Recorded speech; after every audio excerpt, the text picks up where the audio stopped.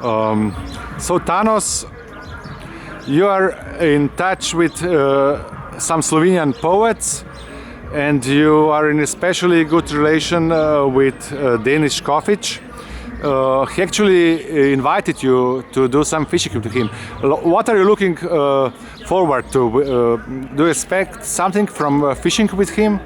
I say that when you go to a country, if you really want to meet the country, you have to leave the soil.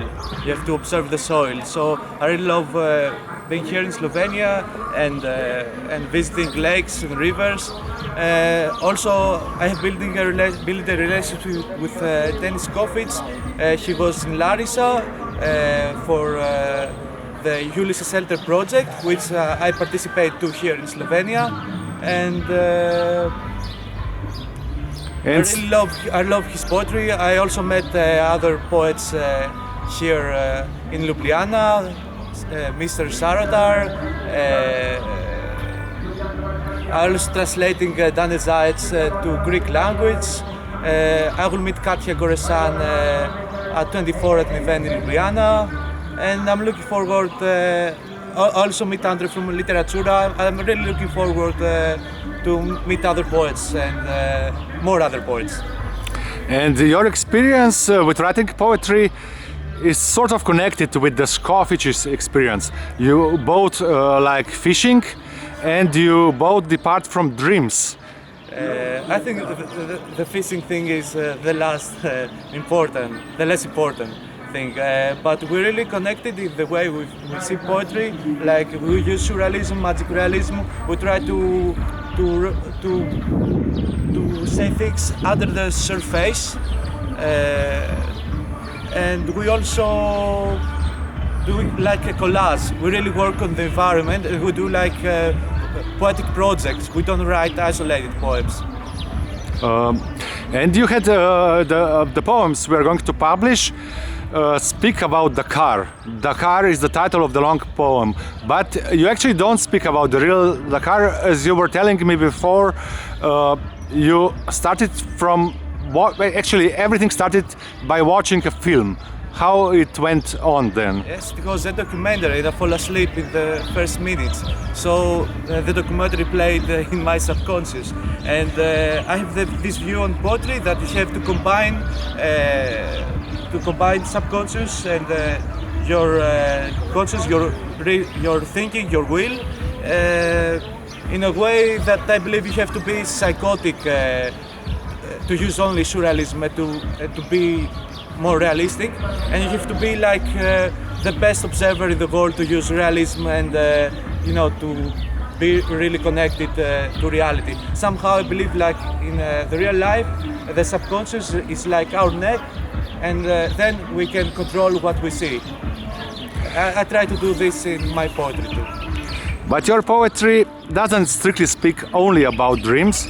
There are also some political references in there.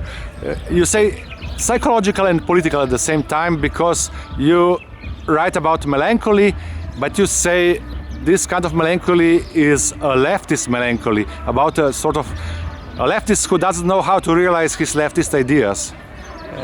I believe and I respect a lot the professor Mr. Lavropoulos from his professor at Michigan University. He wrote an article about left melancholy in a new generation of Greek poetry, and I found myself there as I observing my own book. I think that Dakar is an emotional and also politically dystopia somehow. So it's not about Dakar or Senegal, it's just an environment and nothing else. My last book, Glasgow, my previous book, Glasgow, starts just from a letter from Glasgow. Has nothing to do with Glasgow after that. So sometimes things, random things just play an important role. Do you think, you say that your next collection will be about a dystopia, but do you think that utopia is actually possible? You have some experience actually, you come from a small village where things perhaps are more easier. As you said before, only 300 people live in your village.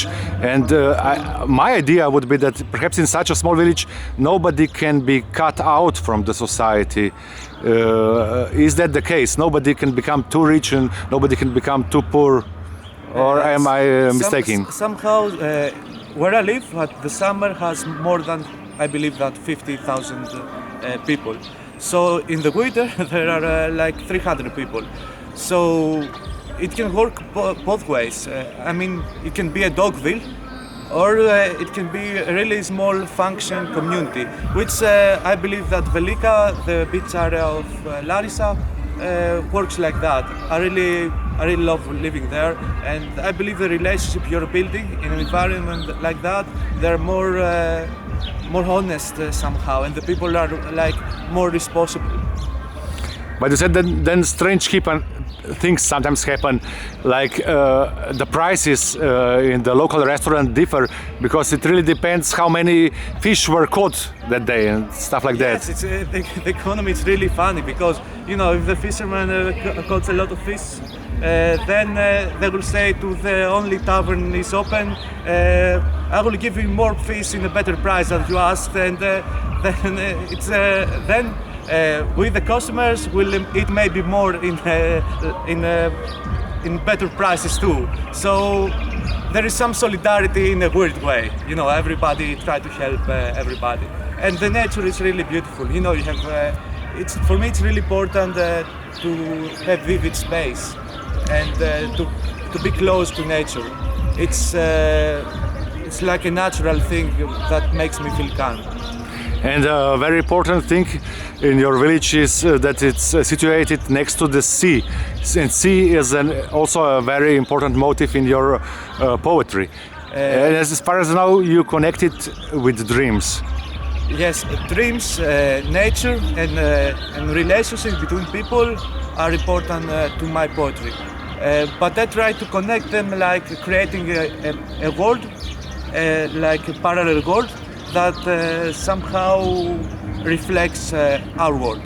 So it's like a collage. My poetry is like a collage of many things, and you have to search under the surface. And you can observe things I'm not observing, and I want my poetry to be open to the readers. Thank you, and I hope you have a nice stay in Ljubljana. I really love being here. It's a beautiful city.